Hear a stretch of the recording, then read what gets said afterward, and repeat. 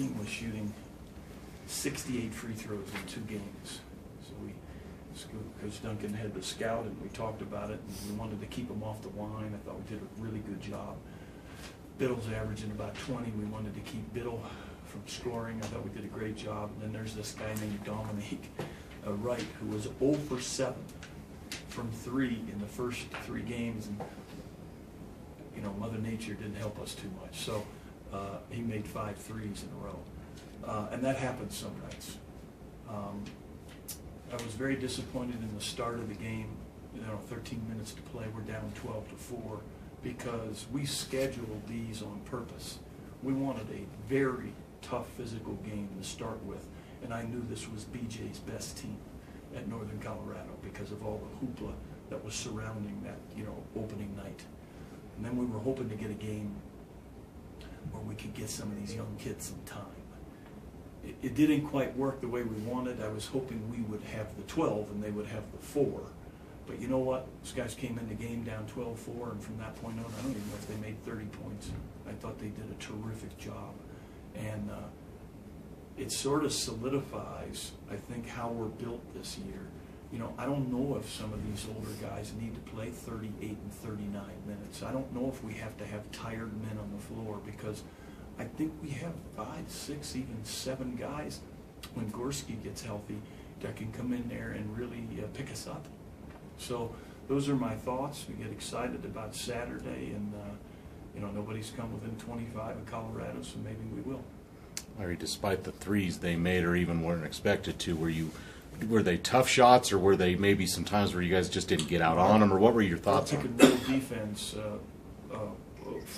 you know, those throwbacks were going to be wide open to Wright because he was 0 for 7. But, you know, after he makes a couple, you got to change your pick and roll defense. And, you know, I'm sure Coach thinks the same thing because their pick and roll defense gave up, I think, 11 dunks. So, you know, sometimes these are the early season defensive adjustments you have to make. We adjusted at half, and we started to switch out so that we wouldn't give up those wide open looks. But we thought the right guy was shooting them at first.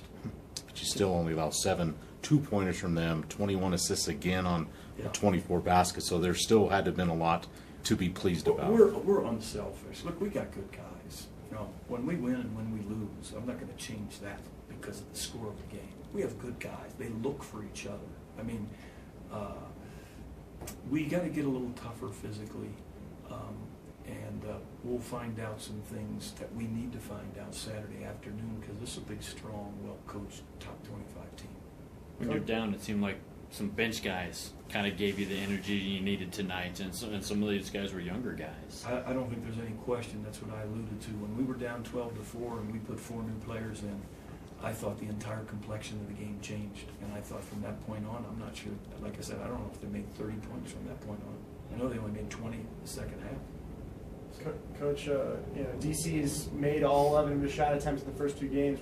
I know there's a lot of high percentage shots. What is he doing well to get that success? I think it's a combination of learning how to roll, where to roll, and have his hands ready. You know, when DC shoots and he's higher than the rim, that's a good thing for us. Those are pretty good percentage shots. And he made his free throw, and so there's a lot to be pleased about. Look, I told those guys in one huddle, because I was so upset, I love you guys. I wish I was your father. I wish I was your fraternity brother. But I got to tell you, I like it more when we play in concert, and I hate when we look like we're separated at times.